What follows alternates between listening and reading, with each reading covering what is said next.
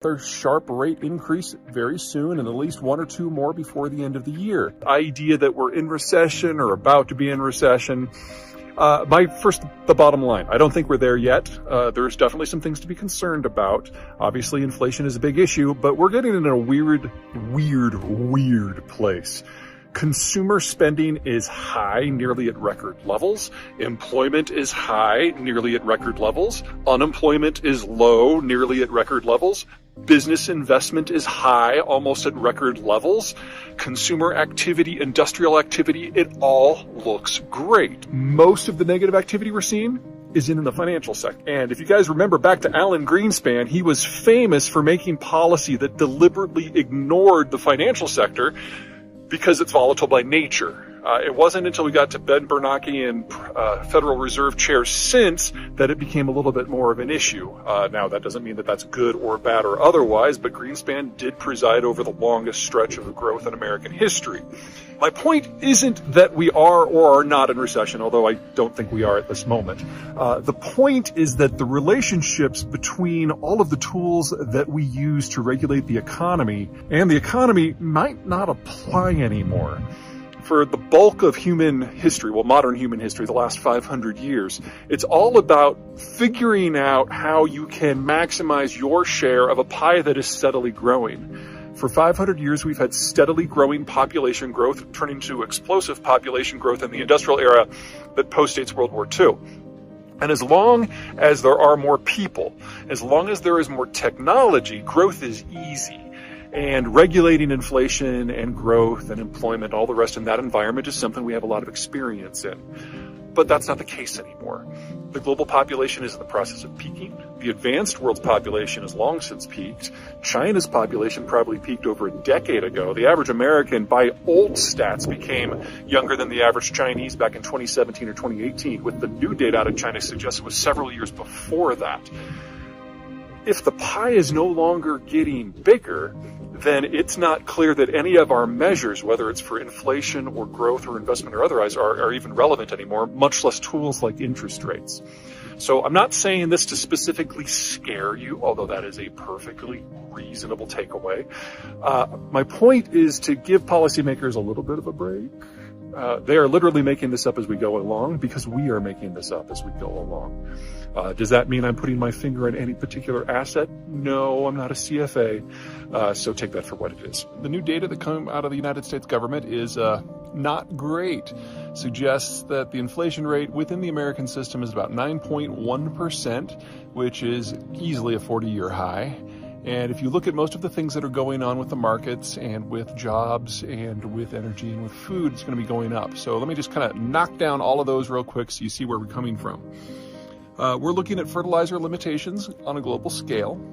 The Chinese have restricted the export of phosphate because they need it for rice. The Russians are discovering it's harder to get their potash out because of the shutdown of a rail, or partial shutdown, of a rail line that goes through Belarus and into Lithuania on the way to the port of Kaliningrad. And because natural gas prices are so high, a lot of companies, particularly in Europe, have just stopped making nitrogen-type fertilizers at all. So we've got price pressures in all three. In addition, the world's number one wheat exporter, that would be Russia, has invaded the world's number 4 wheat exporter, which would be Ukraine, and is systematically destroying all civilian infrastructure it comes across, with a double emphasis on agricultural infrastructure. So we have already lost one of the world's great agricultural powers, and probably before the end of the year, Ukraine will devolve into a net importer for at least several years. On top of that, the baby boomers are moving into retirement, and the replacement generation that is taking their jobs are known as the Zoomers. Well, the baby boomers are the largest generation we've ever had, and the Zoomers are the smallest. In calendar year 2022, that is already a shortage of 400,000 workers. That number is going to increase each and every year until at least 2034, where it will probably peak at around 900,000. shortage. None of these pressures are what you would call transitory, and they are in addition to the fact that the U.S. consumer has about $2 trillion of spare cash still saved up from the aftermath of COVID, and so we're not seeing meaningful reductions in retail sales or general consumption. In fact, with us now midsummer, people are traveling as much as they possibly can, which is putting more pressure on everything. The only way to get inflation under control, well, you've got two options. Number one, you can suppress demand, or number two, you can increase supply. And there's really little reason to expect either of those to happen in the next several weeks. So we should expect the data for at least August and September to be as bad, if not worse. This is not going to get better anytime soon. And as frustrating as that is, it's so much worse everywhere else. Now, the United States may have a slightly damaged demography, the whole boomer versus zoomer problem. But America's baby boomers did something that most of their equivalent cohort around the world did not do. They had kids. And so say what you will about the millennials, and there's so very much we can say about the millennials. They're here. They're spending now, they're going to be investing in a few years. And that gives the United States a ballast demographically and economically that most countries in the world don't have. Now, why does that matter for inflation? Well, it means that the U.S. Federal Reserve still has a consumption profile that it can regulate with interest rates. So the Fed is likely to do another sharp rate increase very soon, and at least one or two more before the end of the year. Because the American system has consumption, we have a tool that is still appropriate to the situation. The Europeans don't. The Europeans don't have much of a millennial generation. So if they were to raise interest rates, it really wouldn't have any impact on consumption.